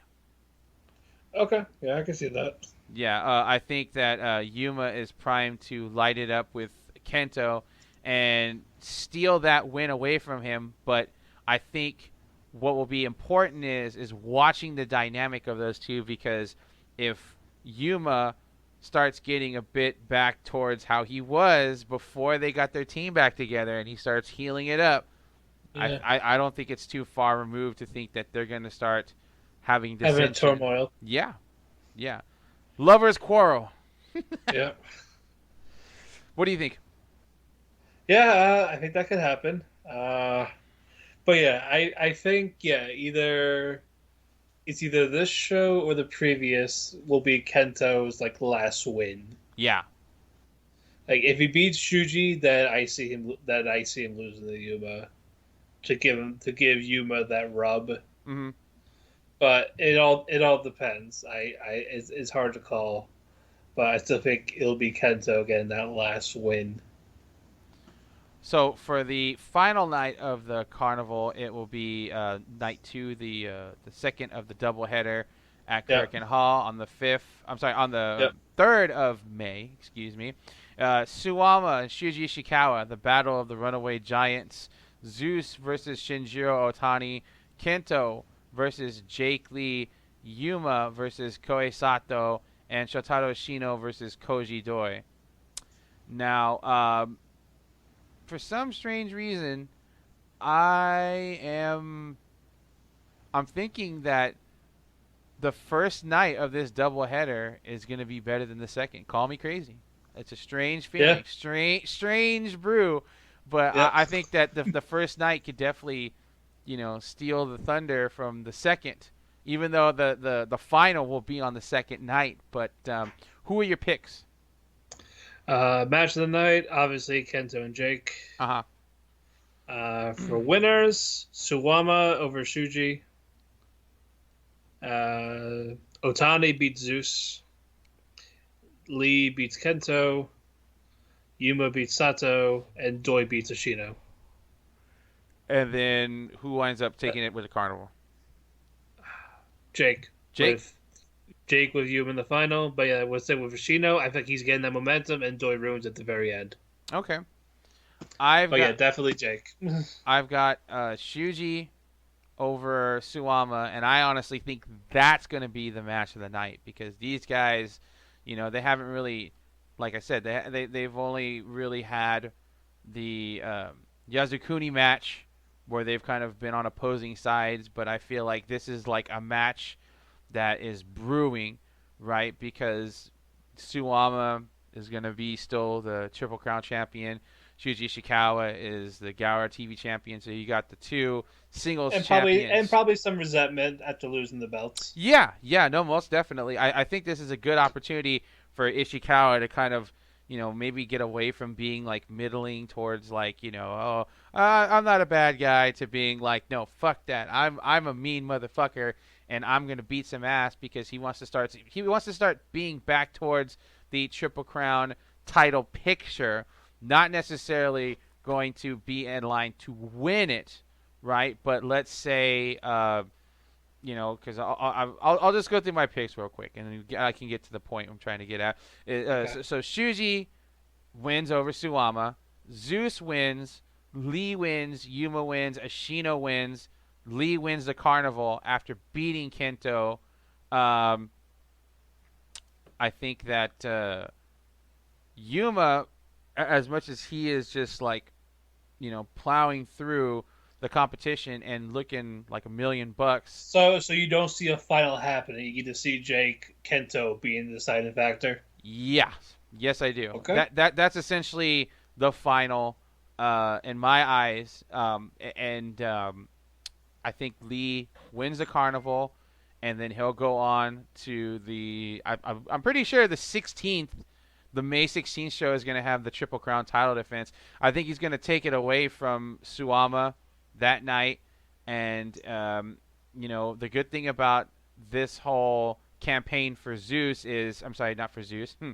I was going to say for Lee, unlike Zeus last year, he doesn't need a Superman run. He doesn't need to have run through every single person in the Carnival, right? There are no blocks as opposed to last year where there were. And so I feel it's a lot better booking to have Jake look incredibly strong, but not too strong, right? And so because of that, I think Jake is going to go on to, like, this is his year. This is the year of Jake Lee. Like, he is going to win the Triple Crown. He's going to sit on top of All Japan's hierarchy. We were talking about the Junior Battle of Glory tournament, and I would say if I'm putting my chips down for the rest of the year, I'm projecting Total Eclipse takes it all, right? Because we've seen the destruction of Enfant Terrible. That's an old thing. That's Wrestle 1 thing. That's over. It's dead and buried. Now, all hail Total Eclipse. They're going to go in. They're going to win all the belts. We should have mentioned that during the Carnival, All Japan TV 6-man tag team title will be defended. Carvel Ito, Black Menzode, Takao Mori, so they're going to take on Tajiri Hokuto Mori and Yusuke Kodama on the 29th on the first night of the doubleheader at Kirkin Hall. As I was trying to make, my point was just that I could totally see Total Eclipse win all the belts. I could see, because Kuma Arashi and Koji Doi, they are a fantastic tag team. If you've not seen their work in Wrestle 1. They could probably get the All Asia tag belts. No. I think they're personally going to win the World Tag Team titles. That could happen. Yeah, I could see that totally happening. I also think that it's the tag team division is a mystery right now, right? Because that could be the one thing that keeps Yuma and Kento together, even though they're having that dissension, and that could be like something used as a prop to tell the story of the dissension between Yuma and Kento. And I've been talking about this with some other folks and saying that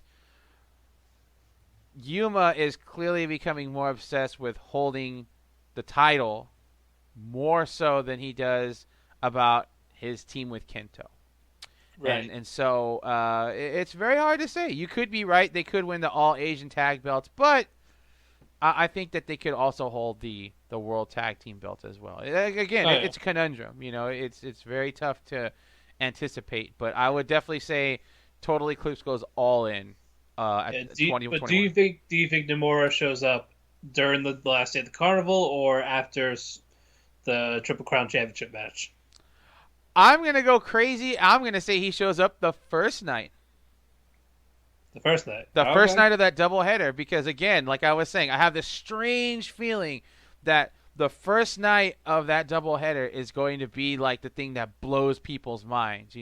We do get new I keep wanting to say Gara TV 6-man tag team champions, but we do get new TV 6-man tag team champions. We do see the best night of the carnival period. I do think that Nomura is going to come out and he's going to basically say, I'm not very far from returning. And maybe he does it at the at the end of like Jake Lee's match, sort of like like look of disgust, like look what you've done, look what you've become, kind of thing, right? And I can dig it, because Nomura doesn't have to go necessarily after the Triple Crown. Maybe he just goes. It's like, hey, I'm still not clear, but once I am, I'm coming for you. Yeah, like he doesn't care about the Triple Crown. He wants to go after Jake, right? Yeah. Or just Total Eclipse in general, right? So it opens up a lot of opportunities. It'll be very interesting to see. Period. If Nomura does show back up, I'm really, really, really hoping, just like the rest of the listeners and just people in general who have been following All Japan, that he does come back, and it'll just be interesting to see how he weaves himself back into the basket that is 2021 All Japan, excuse me. Right.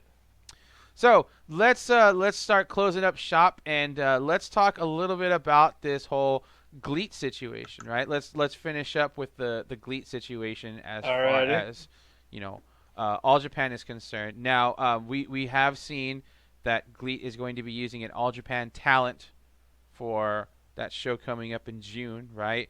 We do know that CIMA is the World Junior Heavyweight Champion. Now, if things were a bit more rigid, you'd have to imagine that CIMA would be requested to vacate the title and cough it up, and that would be that, right?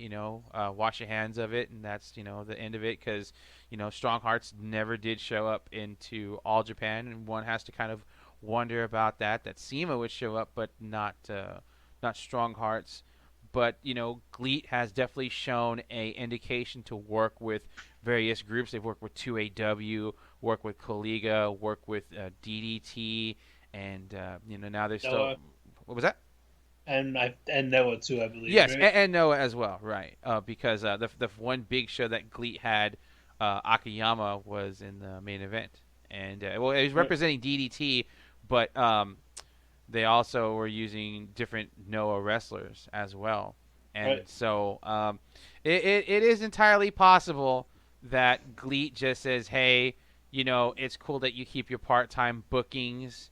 As long as you're committed to what we kind of have as far as an agenda, and I could see that, because GLEAT really hasn't turned up a whole hell of a lot in terms of more than just a couple of filming matches and smaller shows, right? Like taping the stuff and then putting it up on their YouTube channel. They haven't had a big show besides GLEAT Volume 0.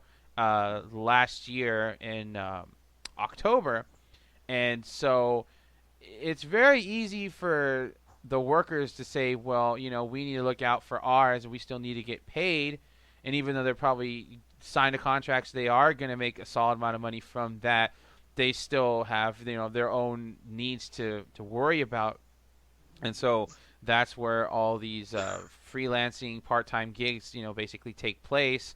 And they'd be able to, make ends meet, by being able to say, okay, well, I have this gig and I have all these little side gigs. And if you're cool with me working those, then we can come to an agreement. Like, you're affiliated with GLEAT, you're signed to GLEAT, but GLEAT's like, it's cool that you're still working part-time with all these other promotions. Because I know for a fact CIMA and Strong Hearts, they enjoy their freedom as, freelancers. Ultimately, some of the most desired freelancers in Japan right now. And so one can only imagine that the wheel is turning in the minds of the GLEAT management on how to play this out, because if they're smart, then they would just want to be in bed with everybody that's not New Japan, because New Japan essentially doesn't want to work with anybody else anymore. They're just kind of worried about unless there's like a memorial show. Yeah, and even then, I don't think they're necessarily dealing with the New Japan booking. I think that the wrestlers themselves are doing the bookings themselves and saying, "Hey, we're gonna take these because the groups that are doing these memorial shows, they've got money, right? They've got some solid money. So it's like, hey, I don't want to miss out on this payday. It's just a one-off show. I'm not gonna. It's for the fans. Yeah, it's for the fans, and it's not leading anywhere. Can I work it?" And they just say, "Oh, you know what? The hell with it. So just let it go." So, there's that to consider. What's your takeaway from this whole GLEAT All Japan situation? I guess it's just more of to test, see how a possible relationship can go. Because you gotta figure GLEAT is still new, right? Like they're signing big names, but they've only had a handful of shows, 4 to 5 shows at least, I think. Right. And they were big shows, and they were tiny. They were like matches, like a single match. I'd say the matches were big. You got Keno and as one of the debut show type of thing. They have money for big names. Yeah. Even if it's just like a one-time appearance or like a favor, hey, because Kazuhashi is a well-respected wrestler. Yeah. So it's like, hey, I need a favor. I got you. I'll send this guy. Mm-hmm. They'll do that. They'll do that for him. Anyone will do that for him if they're a fan of Kazuhashi, especially with all the places he worked. Right. But yeah, I think there's just a test to see how it goes, and especially for GLEAT, because I don't think they know where they want to partner with either, or just be solo while just having a good relationship with everyone, so they can have big matches, hey, book this guy, I'll owe you a favor type of thing. I think that's where GLEAT wants to be right now. Right. You do this, I owe you one, and I got money, I can help promote, and I'll definitely get you guys in return, or we'll do shows like that type of thing. If it goes well, then yeah, I definitely see something working, or be a little bit more of a commitment to help them a little more. Either way, vice versa. You scratch my back, I scratch yours. Yeah, a tit for tat. Yeah, basically. But yeah, that's okay. It's just a test, and I like to see where it happens after.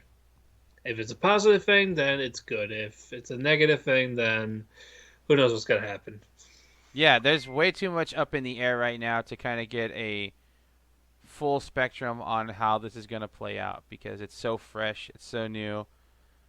Yeah, exactly. It's not like Outcast where it's so fresh and so clean, but Yeah. Okay. Well, again, new promotion, you get all these names all of a sudden. It's okay, I'm interested. Yeah. All they're trying to do is get the hook out there. Try to see what's going to be the lure to get if it's beneficial. Yeah, if it's beneficial. Well, just they're trying to get attention. They're trying to get notoriety. It's the pro wrestling enterprise is a big pizza pie, and they just want to get a slice. A fairly large slice, but only time will tell how big that slice is. What are you working on for Chair Shot these days? Is you doing the carnival write up for them, right? I'm writing the carnival. I didn't do the first 3 days because I was away, but I started with day 4 and 5, and I'm going to continue the rest. And during that time, I'm going to have my work office set up. It should be done. I should be able to go in there on May 1st. I could buy a desktop. I could buy a desk, an actual microphone, and do all the stuff I would like to do. Fantastic. I bet you're looking forward to that. Yeah, I am too. It should be a fun experience once I get everything set up. And we just want to remind folks that we're a part of the Chairshot Radio Network. You can check us out on Spotify through Chairshot Radio Network. We are also obviously up on YouTube, mostly how we're uploading ourselves to you folks, getting us out as quick as possible so you guys can absorb what's going on with the modern day All Japan with our help. And that will conclude our episode for this month for SUWAMA'S Station. I want to say thanks again to my co-host Matt. And if you want to check out what he will be up to, you just check out the Chair Shot. Is it chairshot.com or what is the website? Yeah, chairshot.com. They can follow me on Twitter at DamianPhoenix12. I'll be on there, so definitely keep an eye out. And yeah, I hope you enjoy the ride. Awesome. And, of course, we want to make sure that you're checking us out on Twitter as well at AJPW Worldwide, and that you are subscribed to our YouTube channel. We have interviews. We have English commentary. We got all kinds of good stuff so that, it'll itch that scratch that you have for All Japan. And we hope that you're a part of the Facebook group as well. It is facebook.com/All Japan Worldwide Fan Group. And we have, we have fantastic time on there, trivia. Sometimes we do watch parties, and it's good stuff. We just want to make sure that you're definitely getting as much out of the fan group as we're putting out, because we have all kinds of killer stuff to, get you caught up to speed with All Japan and get you into it, get you in a spot where you're like, oh yeah, I know what's going on.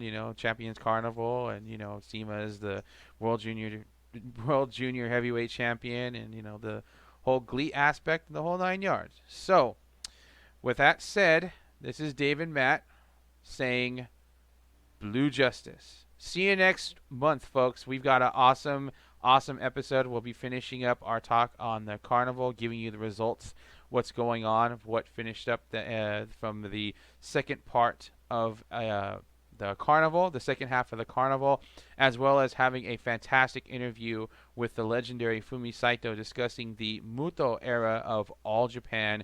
And we're going to have one more little bonus interview as well, and we hope you're going to enjoy it. Until next time, take care, folks. Bye-bye.